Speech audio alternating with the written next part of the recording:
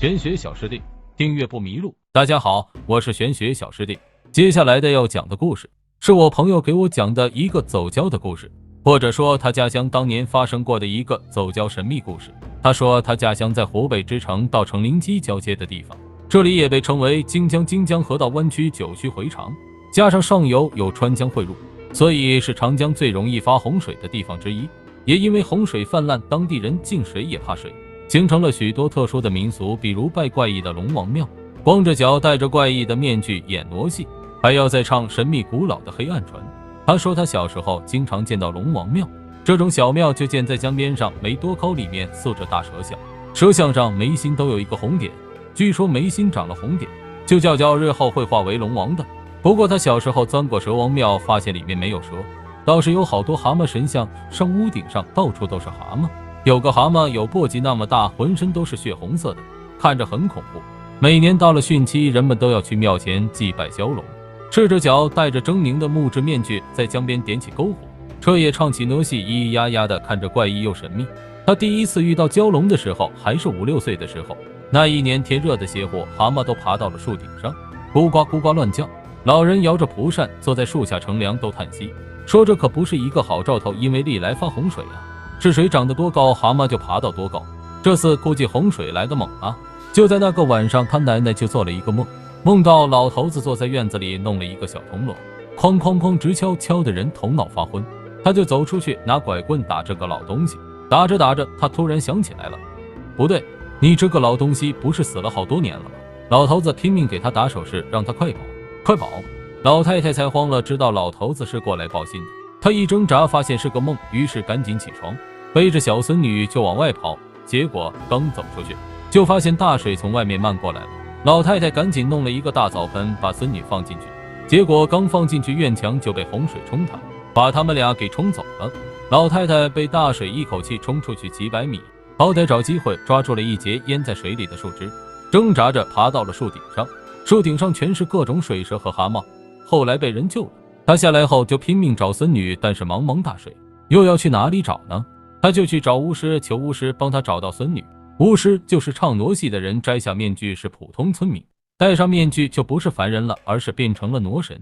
巫师戴上面具，咿呀咿呀唱了一会儿，告诉老太太他孙女现在没事，被龙王爷救了，要想救她需要做一场冲击救傩，但是这个法事要做一整夜，怕小娃娃等不及，那就来一个比较急的法子吧。他让老太太去家里取了3只鹅蛋，然后在鹅蛋上画了一些怪异的花纹，将它们丢在水里，丢了一个很快沉下去了，又丢了一个又沉了下去，到了第3个鹅蛋沉下去又浮上来了。巫师就说你就跟着这个鹅蛋走，就能找到你孙女了。他又说这次洪水死的人太多了，你要提着一盏白灯笼，一面小声叫着孙女的名字，一面不停往水里撒纸钱，祈求河里的鬼怪长江龙王帮你才行。于是老奶奶却沿着江边提着一个灯笼，敲着一个小锣，一边小声呼唤着她的名字，一边往江水里撒着纸钱。月光下，水下全是漂浮的尸体，有人有猪有牛有床板有家具，还有拦腰折断的大树，而且水里血红一片，看着分外恐怖。鹅蛋在水里浮浮沉沉，顺着水流往下游走。他紧赶慢赶追着鹅蛋走，走着走着就听见水里传来一阵咯咯咯的小娃娃大笑的声音。低头看看他，发现水里有个光屁股的小娃娃，带着红肚兜，白胖白胖的，正在水里洗澡。他就赶紧喊娃子娃子快上来快上来。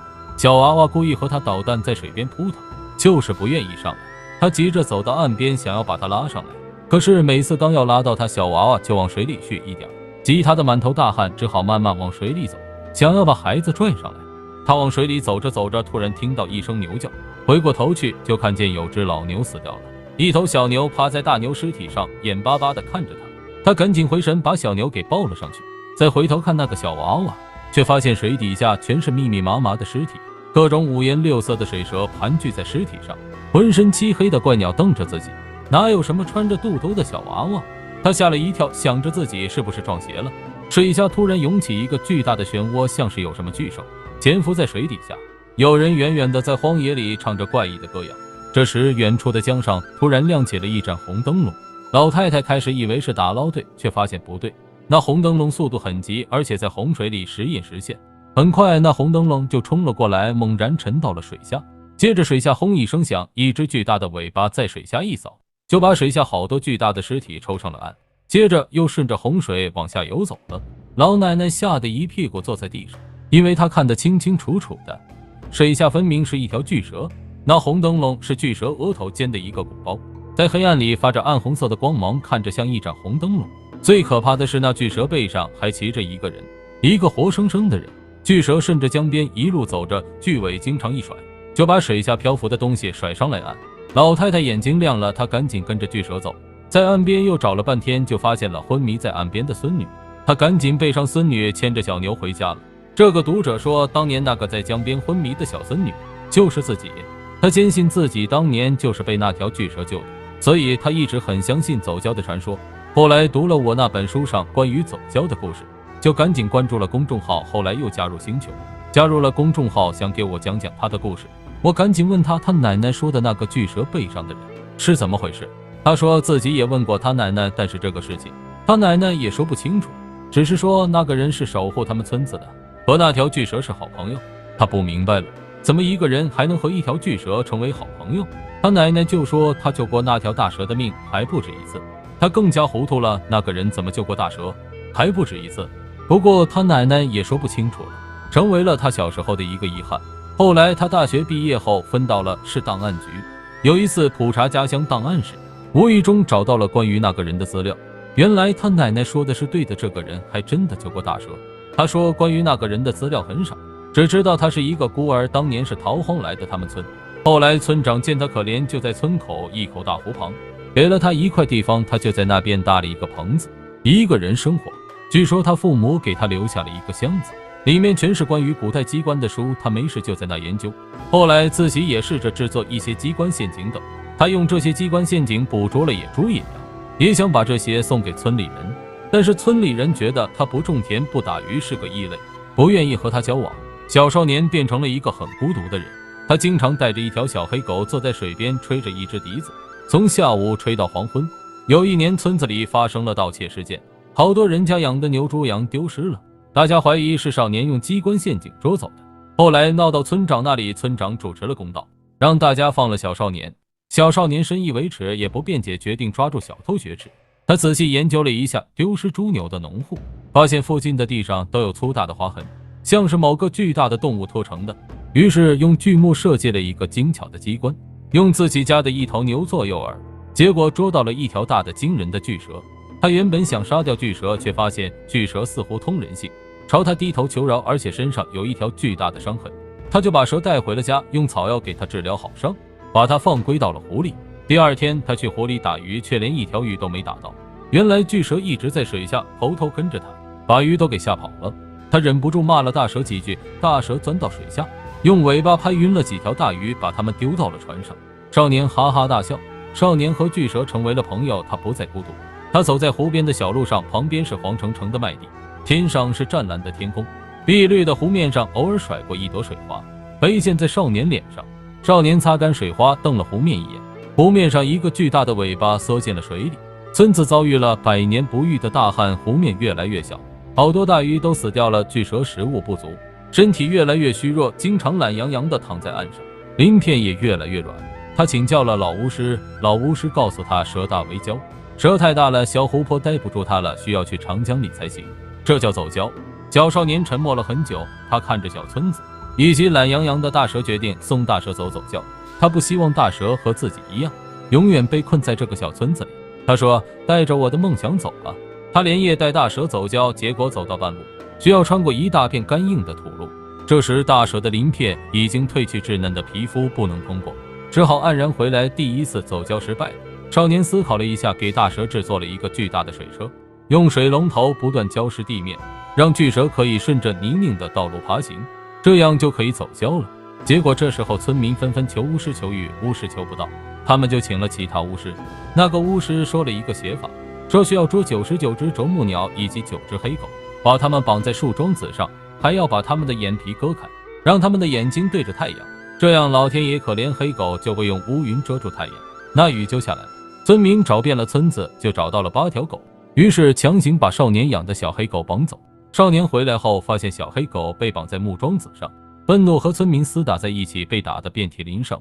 这时巨蛇暴怒出击，击退了村民，救了少年。少年驾驶着巨大的水车，紧急带着巨蛇走礁。他们成功通过了干硬的土路，终于到达了江边。大蛇却落入了一张巨网里。江边出现了一群骑着巨兽驱赶着獒群的驯兽人。原来有人将巨蛇的事情通知了南越的驯兽人，他们专门派来了驯兽人过来捕捉它。早就在江边支起了巨网捕捉大蛇。小少年驾驶着水车冲到巨网里，隔开巨网，放走了大蛇。驯兽人暴怒，捉住了小少年，要让巨兽吃掉他。暴怒的大蛇从江水里冲出来，打退了巨兽，并带着昏迷的少年逃回村子。驯兽人驱赶着巨兽开始进攻村子。危难关头，小少年挺身而出，给大家打开了他藏在屋底下的宝库，全是他复原的古代武器，有连弩战车，各种古代传说的武器。小少年带领村民驾驶着巨大的木质战车，让蛟龙拉着击退了土匪。庆功宴上，大家纷纷给少年敬酒，也给立下战功的大蛇饮酒。少年饮酒后身体瘫软，大蛇也瘫倒在地。他发现原来酒里掺了雄黄，大蛇也被麻醉在地上。村里人告诉少年，大蛇是祸害，必须要除掉，不然会给村子带来灾难。就在危急关头，驯兽人卷土重来。原来他们这次带来了另外一头巨兽，开始攻打村子。巫师让人弄醒了小少年和大蛇，让他们赶紧逃走。小少年却带着大蛇出去和驯兽人决一死战。这头巨兽就是之前咬伤了大蛇的巨兽。大蛇有些惧怕这头巨兽，不敢上前。村民也把他们关在了村外，让他们腹背受敌。生死存亡关头，小少年拿着一柄长枪，决定和大蛇共存亡。他说，人总有一次为了某个人，为了某件事，从容赴死，甚至不惜与整个世界为敌。他驾驶着巨蛇拉的巨大战车和巨兽战斗在一起，打得天昏地暗，从村子打到江边，后来一起沉到了江底。江底咕嘟咕嘟冒着巨大的水泡，血水染红了半截江面。很快巨兽浮了上来，脖子上有一个巨大的血窟窿，已经死掉了。小少年和巨蛇却没有浮上来。后来水下突然冒出了一串气泡，又是一串，先是露出了小少年的头，接着是身子，最后是腿，他竟然站在了大蛇身上。这时的大蛇已经蜕变成了一条威风凛凛的巨蛟，他额头上冒着红光的红点，背负着小少年，顺着江水慢慢走远，只给村子里留下了一个关于走蛟的神秘传说。